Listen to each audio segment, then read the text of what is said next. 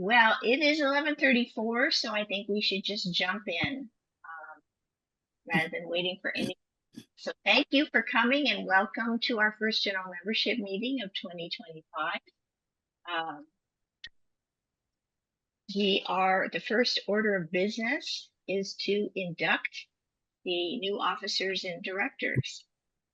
Sherry is going to handle that, and we may have a few new directors not on this today, but we will circle back to them later. We will still accept them. Yes. So Sherry, do you want to go ahead? Sure. So as the Executive Director of the Hawaii Pacific Gerontological Society, I'm pleased to have the opportunity to induct the 2025 HPGS board officers and 4 new directors today. So the 2025 HPGS officers and directors being inducted are President Lori Adamczyk, President-elect Christina Wong, Secretary Treasurer Cynthia Arnold, and the new directors are Ku'unani Diamante, Tadahiro Mea, Leslie Milligan, and Travis Motosui. So if those people who are here today, please raise your right hand and say, "I will," after I read the following. Will you make a firm obligation to attend meetings regularly and prepare fully for each assignment, to apply yourself to the bylaws of HPGS, to participate actively in HPGS activities, to represent HPGS to others in a positive, constructive manner, to build open, friendly relationships with our fellow members, and to bring other new members to HPGS so that they may also gain the benefits of this association? I will. I will. Thank you. Welcome to the board, and thank you to the officers for accepting their role in 2025. All right. Thank you all. And Tani, you've got lots of little musubis flying up and around. It's so cute. Hey, it's lunchtime. Yes, I think those were musubis anyway.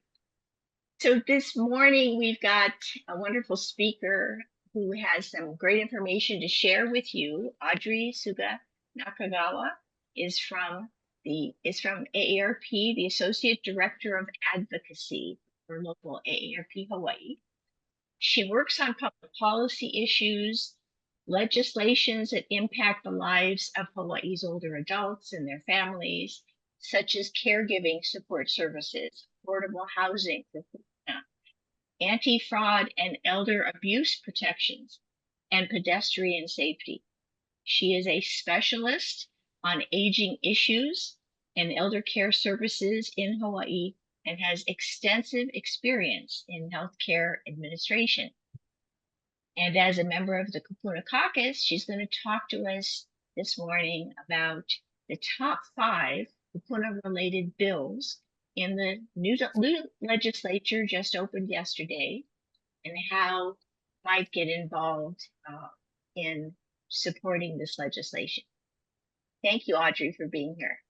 Thank you very much, and good morning and aloha, everyone, and Happy New Year.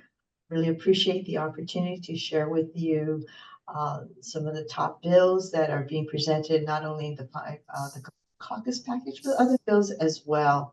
And I'm going to have a PowerPoint presentation, and I've already mentioned this to both Laurie, Sherry, and Tada, that, you know, if the PowerPoint can be shared with the members after my presentation, along with some handouts that I have, so you don't need to take any notes. And I believe this is being is this being recorded? Yeah. So yes, we're all good. Yeah. So let me just first it'll be on the website for you. Thank you. All right. So let's get going here. And slideshow. Okay. So you can all see my screen, right? Yes. Okay, great. So yeah, thank you very much again. And what I am going to be focusing on is on the Kupuna priority bills that is being introduced. And I just wanted to focus on the top 5, which is the caregiver tax credit, the increased Medicaid funding for in-home services, enhanced senior housing program targeting the 62 plus and are either homeless or risk for homelessness, and then expanding the eligibility for the SNAP benefits and food pantries, and then the Medi project. It's a Medicaid, Medicare project. And just this morning, I got the draft bills from Senator Moriwaki's office. So I'm just perusing it right now because I didn't have quite some details of what these bills really looked like. So I'm just going to give that information to you verbally. And I think we should wait until the final bills have the in bill numbers, and then that way it can be forwarded to you all. But I just want to know, I want to first talk about the caregiver tax credit bill because this is one that I do know the best. And it's a bill that was attempted last year to be introduced, which would give our 154,000 family caregivers of some financial relief in the kind of expenses that they expend in caring for their loved ones. So we know cost of care, especially in the home, is very expensive. And the average family member spends about $7,200 a year paying out of the pocket for things like helping their parents pay for their prescription drugs, paying for adult daycare fees, in-home support services, paying the aides to come into the house, some transportation costs, things like making some home modification. Those can really add up. And so this bill was intended to provide some tax relief for these individuals where they can now claim these expenses and at least get some money refunded or at least reduced from their taxes. So this is basically what this bill does. We'll see if this bill will pass this year, given the fact that last year the legislature passed a very massive tax credit for all households. So whether they will have the appetite for another tax credit bill will be something to be seen. But we're keeping our fingers crossed because the initial indications that we got was that, bring it in, let's take a look at it again. So this is what this particular bill is about. The other bills, as I mentioned to you, besides the tax credit, was the increase in Medicaid reimbursements for our providers. So we know that there is an acute shortage of caregivers, of paid caregivers, and especially among the home and community-based programs. But this is also prevalent in the nursing homes as well as in the hospitals. We know that, especially with the home and community-based providers, those that are contracted with Medicaid, their reimbursement is very low. And so they really need an increase in their Medicaid reimbursement so they can at least be more competitive and able to attract and retain the workers. And so in this particular bill, the Medicaid in-home service providers is asking for an increase in the Medicaid reimbursement that will allow the state to draw down the federal match of it. So there is some monies that has been put into the administrative budget, but it's not really enough. And so this bill provides an asking for that increase. The second bill, and again, it's not on the, I didn't put it up on here, but it's a Kapuna housing bill. And basically this particular bill is asking to extend the sunset date for the state supplemental program for Kapuna. So we know that many of the Kapuna have a really hard time paying for their monthly rent, and they really are at risk of being homeless. And so a program was set up few years back that would help provide some supplemental income for these individuals so that they can cover their rent. And it's at risk of being expiring. And so this particular bill extends the sunset date so that it could continue to provide the supplemental funds for these particular Kapuna who are renting and having a hard time being able to meet their monthly rental fees. The other bill is about the SNAP program, and this is the supplemental nutrition. SNAP stands for, I know this, I should know this.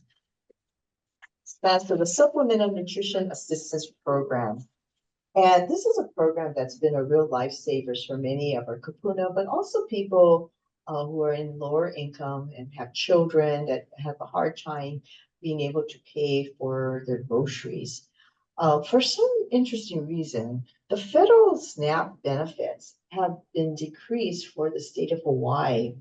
And it has something to do with the cost analysis that they are using in terms of determining the benefit allocation for the state of Hawaii. So to help while they're trying to get this fixed, Hawaii really needs to expand their resources to help provide SNAP benefits for our families who are in need, especially the kapuna.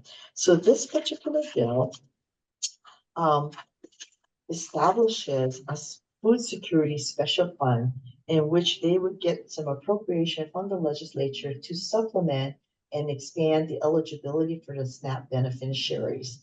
So this is what this particular bill does. It will be establishing the special fund and putting some appropriation to that, and it will be directing the funds to help provide additional SNAP type of benefits to the eligible individuals. The the last bill, it's the Medi bill, and I know I'm glad Tani's here for the Alzheimer's, but the Medi program, um, it's a temporary project that's going to be established in the Executive Office on Aging. We do know that there is many individuals who qualify for both Medicaid and Medicare in terms of their health insurance. And then there's also these other type of programs that they might not realize that they're eligible for. And there's this real big underserved population. These are people who English is a second language. These are people who are not tech savvy and so don't have access to online internet information and apply for these type of services and benefits. It could be people with disabilities. And so the Executive Office on Aging is requesting that this project be set forward in the SHIP program, the State Health Insurance Program, so they can do a more expansive outreach and education to really target these underserved population, so who are probably who qualify for these benefits that will really make a difference. And so this project, this particular bill is asking for appropriation to establish one full-time position as well as for operating funds. Okay. Any questions so far? You can just call it out if you have a question. So those are the top 5 bills in the Kapuna Caucus package. There's other bills that's not in the package, but they came close in trying to make the top 5. And again, the caucuses were all limited to 5 bills, but nevertheless, these other bills are also being introduced by the individual legislatures that I wanted to bring to your attention. So the paid family leave is one of those bills.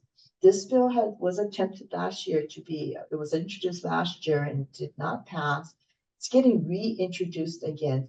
And just to let you know that there may be different versions of this particular bill, so trying to minimize the confusion, but you will see this bill being introduced on the paid family leave. And this is really to help our working families be able to take some time off with paid leave, and so that they can take care of their loved ones, whether they're children or kapuna. So it really fulfills it. It covers the full gamut of the age groups, or for especially families who are struggling to both try to keep their jobs, but also to take care of their loved ones without sacrificing their income or job security. This is one bill that, like I said, is getting introduced from both the House and the Senate, and there may be different versions of this particular bill. The other one I think we've already mentioned was the Medicaid increased reimbursements for the in-home providers. So that actually is part of the package. And then the other one is from the Alzheimer's Association. And I know we have a representative from the Alzheimer's group. And this is to establish the use of a standardized cognitive screening tool to be administered to all patients at the annual wellness visits. I think this bill is, I'm not sure. I'm sorry. Is it Jenna? Gianna? I think it's getting introduced by both the House and the Senate. And so this is a bill that we are, we'll be watching for. The Hawaii Retirement Savings Program is a bill that ARP is strongly advocating for, and it's requesting some administrative amendments to the program. Basically, it's trying to change the program from a voluntary participation to an automatic participation with an opt-out, as well as seeking appropriation for its operations. I heard about this Parkinson's registry bill that was just mentioned at the recent Kukua Council. And this is a bill that's trying to establish a registry to get a more definitive number of those families with loved ones who are suffering from Parkinson's, and as well as an outreach and prevention program. So they're going to be seeking funds for this one. There's a whole number of other bills that are going to be introduced that relates to Kapuna. So, you'll need to be on a lookout for all these different versions of bills that are going to be introduced. What now I want to talk about is a little bit how to get involved. So, it's really important that we really try to participate in the process of advocating for bills that really make sense to you, as well as to your organizations and the constituents that you represent. And so there's several ways of getting involved. One is, of course, to testify in these hearings. And then the other way is for, if you do know the committee chair who is introducing the bill in this committee to be heard, contacting the committee chair and asking and giving your opinion about a bill is also welcome. By email, you can do it by email or phone call. Although, of course, the most effective way is to do it by testifying. If you especially have a good relationship with the committee chair, hearing from their constituents or hearing from the advocates would also be very helpful. The other way that we always, I know in ARP, we also try to have the media involved if possible, if you have access to it, and sharing the story of why these particular bills are very important. And you can do that by submitting letters to the editor. You can also write articles for opt-out, editorial op-eds, articles as well. And then if you're part of, usually in front of organizations like the Alzheimer's and other groups, being part of a talk show or being part of the Kapuna Power type of show, or having interviews by the media and really trying to express why this bill makes it's very important to Kapuna is also very helpful. I know most of you know how to do this, but the way to get involved, if you're going to be submitting the testimonies or you want to be tracking the bills, is to use the Hawaii State Legislature website. Going to the website, registering first if you've never have done this before, and that way you'll be able to request for the kind of bills that you're tracking for, and also give you an opportunity to submit your testimonies. And so once you're registered, you just then need to, it's really simple. You just put in your email address, establish a password, and then that's it. And then from there on, you can log in. I have included an attachment on how to do it step by step. And so you can look at that and it'll take you through it, but it's pretty self-explanatory. So this is what it would basically look like. So either you log in or you register, and this is what you would do. And you would keep, once you log in and establish an account, that account is there forever for a long time. You don't have to re-establish it every session. So you can keep the same account over and over repeatedly in years going forward. Okay. Once you do log in and you do know the bills that you're tracking, you usually get a 48-hour notification of the bill, and you need to indicate which bills you're tracking or which committees you're tracking to see when the bill is going to be heard. You get a 48-hour notification that the bill is being scheduled for a hearing, and you need to submit your testimony 24 hours in advance. So basically, you only got 24 hours to get this up and ready to go. So a lot of times, if we know in advance of all the bills, like I just shared with you, it's good to start drafting your testimonies so that you'll be ready for it when the time if the bill is heard. Um, the chairs will be scheduling these hearings. I would imagine that most of the bills that we are tracking in terms for Kapuna will probably be introduced and heard by the Human and Health committees, most likely on both the Senate and the House. And it also could be possibly heard by the Consumer Protection Committee as well. In the House, all bills will finally end up at the Finance Committee, so they'll go through at least a minimum of 2 committee hearings before it then crosses over to the Senate side. On the Senate side, it's most likely might just be the subject committee, which is the Health and Human Services, or the Consumer Committee, and then it may or may not necessarily go to WAM if there's no appropriation that's being requested. And so that's basically the format of the legislative process. So when you do your testimonies, you need to indicate the bill number. You need to put your name in. Be sure you address it to the right committee that's hearing the bill. And then you state your position, why you support it, oppose it, if it's for comment only, and pretty straightforward. The committees usually do not like to see long drawn out testimonies. And if you do, if it usually has a lot of data information or facts involved, they would appreciate that. But when you do a verbal testimony where you're going to be testifying, whether virtually or in person, they usually give you a 2-minute timetable. So you have to be very succinct, and they would like you to summarize your testimony since they do have the written testimony in front of them. So that's basically the the protocol that people follow in terms of when you do an oral testimony as well as a written testimonies. For more information, I would recommend that you go to the capital.hawaii.gov, and that will take you to the Hawaii State Legislature's website. And then for more information on how to do this and getting some more advice of drafting your testimony, I highly recommend you go to the public access room. And their email there is r@capital.hawaii.gov. But there is a direct link to the public access room when you go to the Capital State Legislature's website as well.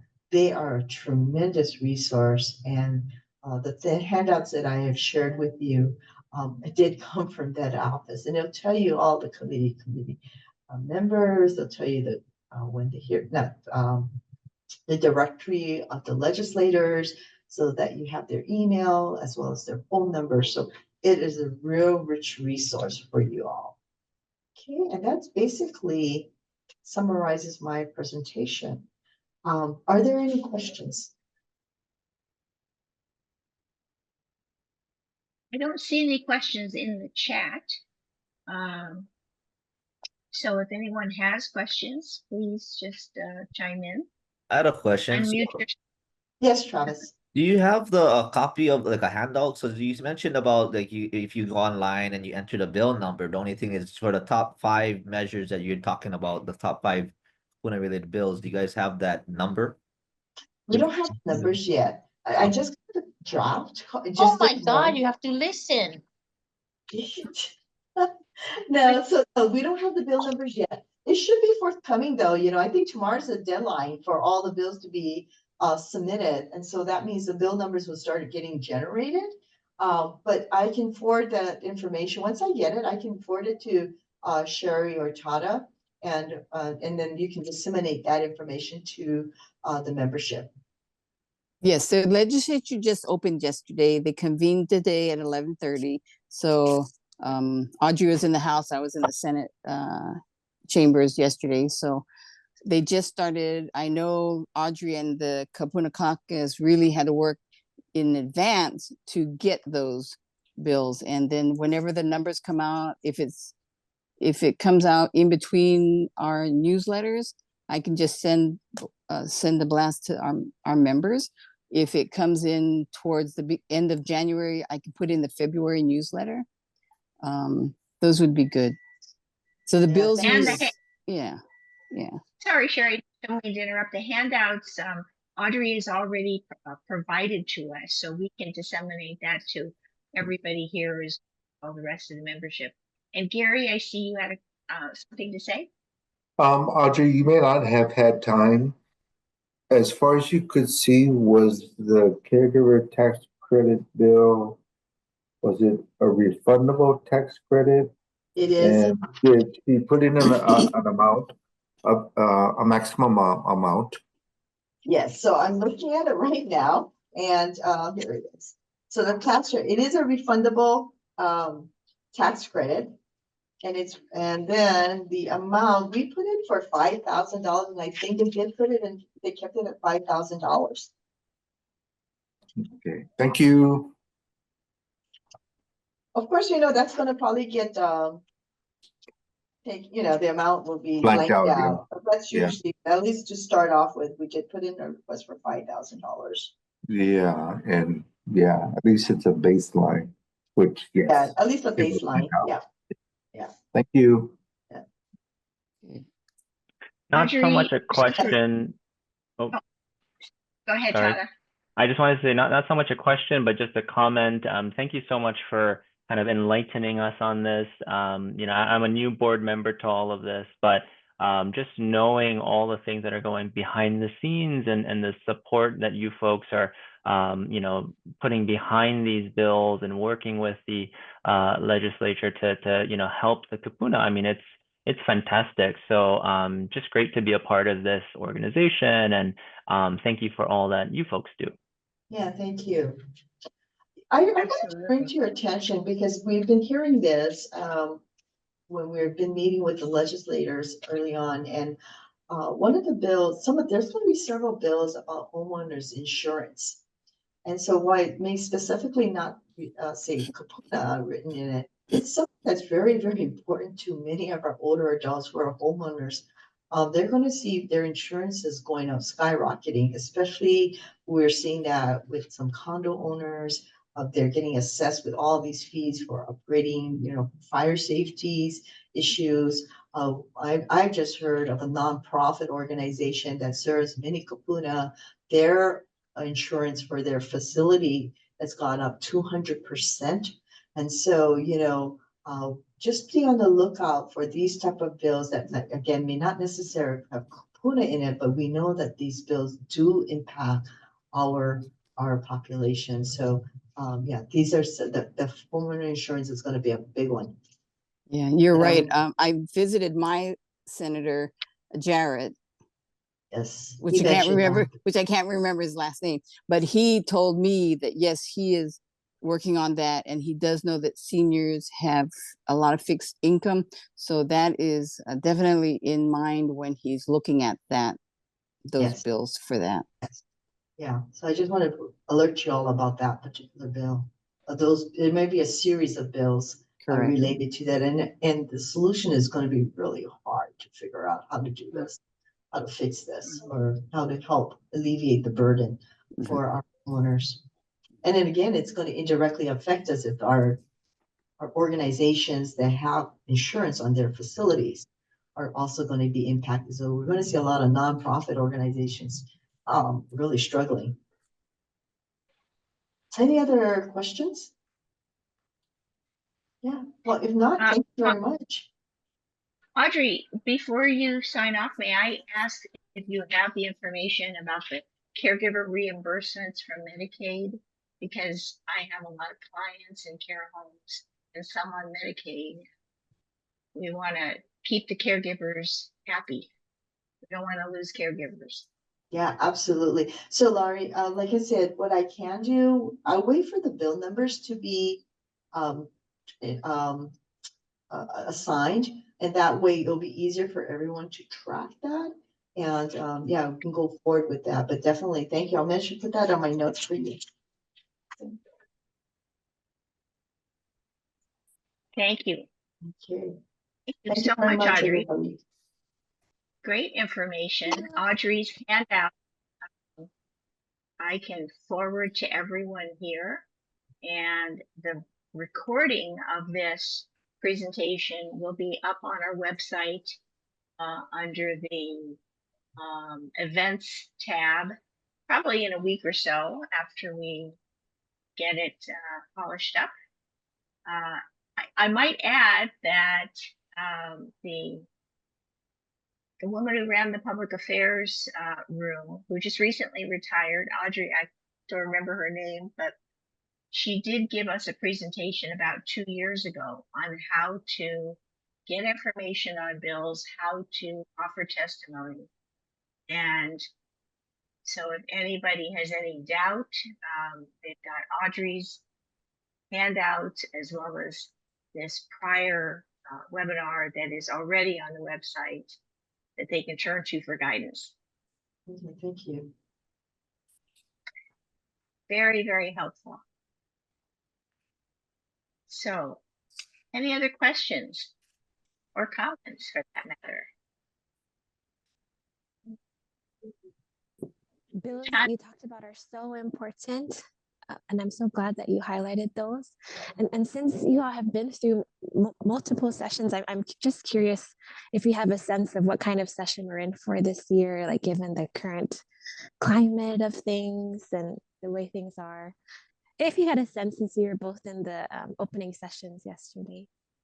Well, there's a record number of freshman legislators. And so, it's going to be a lot of more people getting the learning curve. It is a lot of younger, which is not a bad thing. It's a good thing, younger legislators, but that means we would probably need to inform them and, bring them up to speed about being aware of the component-related issues.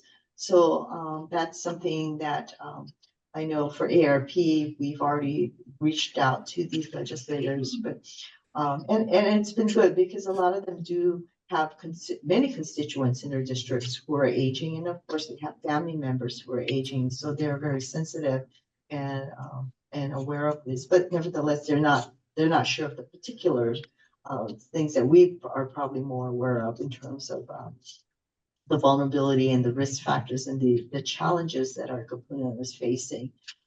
So there's definitely a lot of attention to that.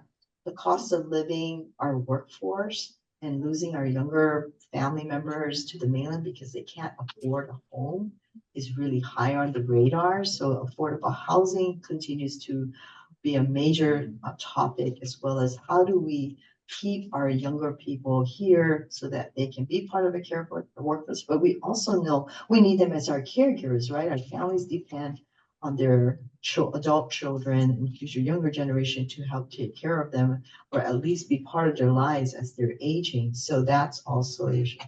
The budget is always going to be an issue for all of us. We do, we see some very positive picture about our revenue, but there's still things that we're going to be facing in terms of the recovery costs. We still have a major recovery cost for Lahaina.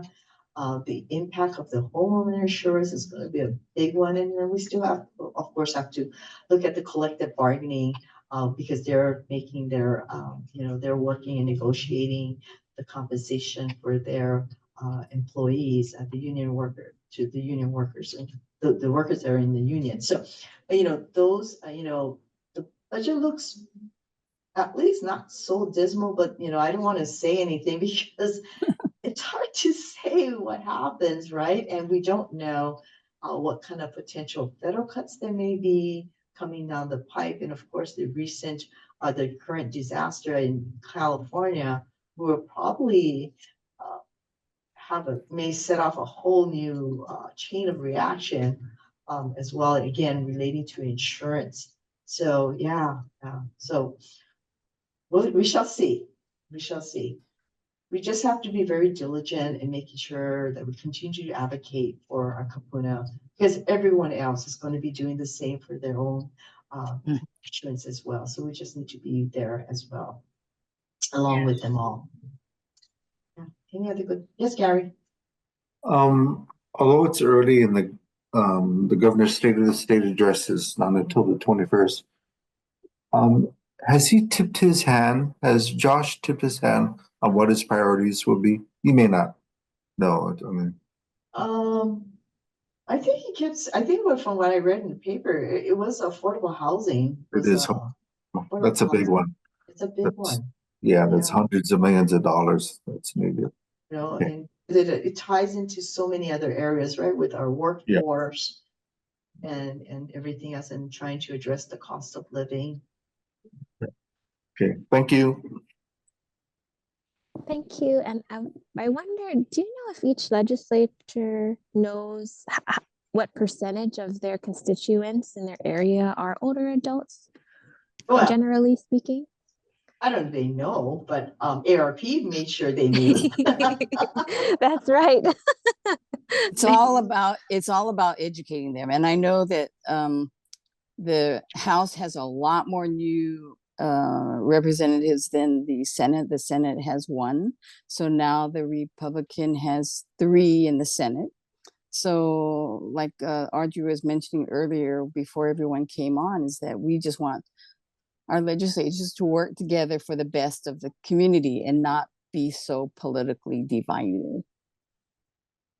So Tani, ARP just had an advocacy day last Thursday, and we visited 49 legislators, and these were the legislators that were all in the key committees. And so we provided a fact sheet for each of them that showed them how many people, how many of their constituents were over the age 50. And then, of course, what percentage they make up of the total constituent households in their district. So, you know, it's pretty obvious, right? If you look at the Pololo, the Kaimuki, Kapahulu, actually East Hawaii, they have a lot of seniors, and it's almost 50% of their total district constituents. So they know that there's a lot of kapuna out there, and they also know that they vote. So that was the importance that we had to make sure they, you know, we made sure we reminded them. Let's put it that way. That's some good information that we may want to put in our newsletter to boast about, right, Lori? Absolutely. You read my mind. I was just going to say that we will follow up in our newsletters as these bills progress and kind of keep you updated and remind you in the newsletter how you can offer your 2 cents and testify, offer testimony, even if it's just online. So You know, I know there's a way to do it. By census. If you go by census and districts, I don't know how to do this, because this is done, you know, ARP has their own team that does all this. And that's something I'm sorry I can't share with you, but I know the information comes from the census. So there's ways for people, the public, to be able to figure that one out too. Wonderful. Well, it is 12:12. We're a little early, but I want to give everyone a chance to chime in if they have more to offer or point of view.